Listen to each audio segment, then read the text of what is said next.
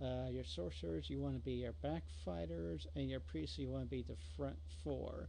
The front four because they have the luck skill, and what the luck skill does is that it lets them avoid a physical attack.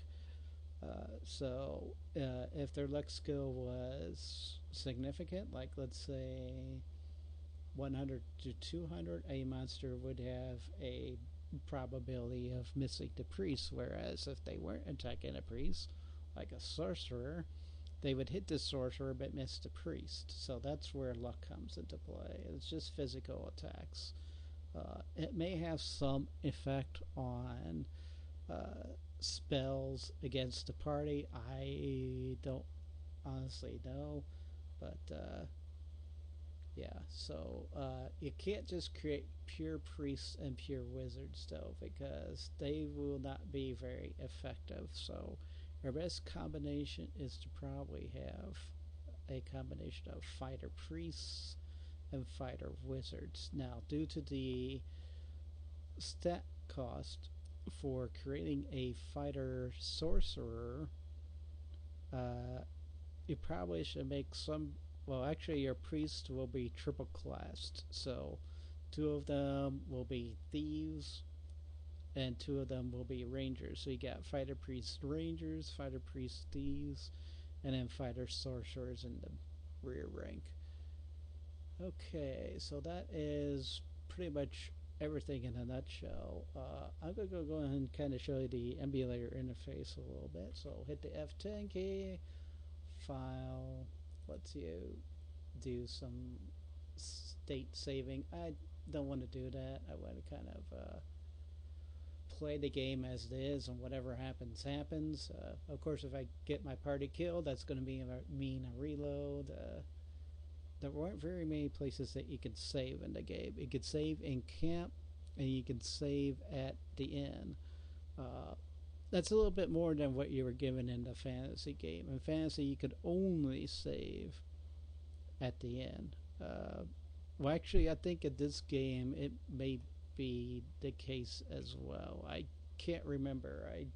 I know for sure that in camp you could save the game, so I'm pretty certain that in this game, and of course the sequel, Eternal Dagger, you can save once you reach camp. It may not be a good idea to do so if your characters are really in big trouble, like they're poisoned or they got serious bleeding or they're dead or whatever. So display, sound, joystick, keyboard, vlog, file, sound to file. Display just lets you change how the game is working. The sound is like what sound emulation it uses. Joystick, I haven't really tried it very much. The keyboard, I think it just lets you use like an alternate keyboard layout. The Atari keyboard was not the same as like a standard keyboard of nowadays. I think like the shift 2 was, if I'm not mistaken, it was like the quotation marks, the single and double quotations. But I haven't looked at Atari machine for a long time, so I'm sure there's people out there that can tell you what the keyboard differences were. Of course, no. Well, no, I don't remember function keys in there. I remember like the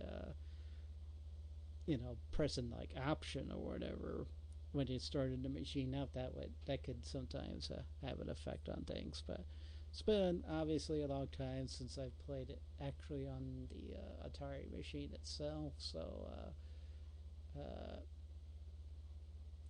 it's nothing really lost. I know this game pretty well, so I don't really need to play it on the Atari, and I don't have a video camera, so I just have to deal with it through the emulator and me recording. The emulator won't allow recording, so I'm just doing this through a program that I use for recording on other games, and it works pretty well. So you have to decode it and use virtual dub to get things set up. But this lets you, here on this option, lets you select what disk images that you're using. and then hardware lets you control it. So there is the wow. I I know some of these, uh, like this one, fast disk access lets you read and write to the disk pretty fast. ROM patches, I think that's with like the emulation on the machine. I have no idea what these are for. The NTSC and PAL with the display options. I don't play around with those, so we'll just acknowledge that. Hit F10 again. I'm not done. Miscellaneous, graphics, speed, sound settings, clear all settings. Now we don't want to do that. Reboot. Reboot's handy if you don't have your disk drive set up. So like this one, this is pointing to, there's the file. It's an ATR file. That's the ROM extension. So the Wizard's Crow game actually has 7 different ATR files that it uses. G1 is the game disk front, G2 is the game disk back, D1 is the dungeon disk front, D2 is the dungeon disk back, and then you had the disks that you created to play the game, which were 3 separate disks. Eternal Dagger doesn't require you to create disks for play. It uses like disk 1 through 4. So that's a bit of an advancement in comparison to Wizard's Crown. But of course, Eternal Dagger came out after Wizard's Crown in 1987. This is basically around the time that the 8-bit era is basically dying off or dead. So not much to say except, the last gasp of a platform that is still around, but it's hard to come upon it nowadays. I'm sure you can maybe find these around somewhere, but is it worth the effort? That's up to you. Some would say yes, some would say no. So depends on how much of an enthusiast you are, in my opinion. I got 180 with the emulator, so I'm happy with that. Okay, so let's go ahead. I've already created the disks for play, so I'm going to use the space bar. I'm sure it will prompt me to put in disk 1. Insert disk 1, press any key to continue. Okay, we'll go and do that. Hit F10.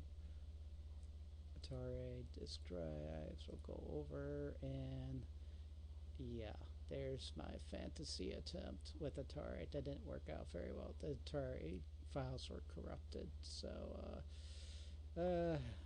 I would have liked to have played it on the Atari. I had to settle for the IBM, so sorry about that.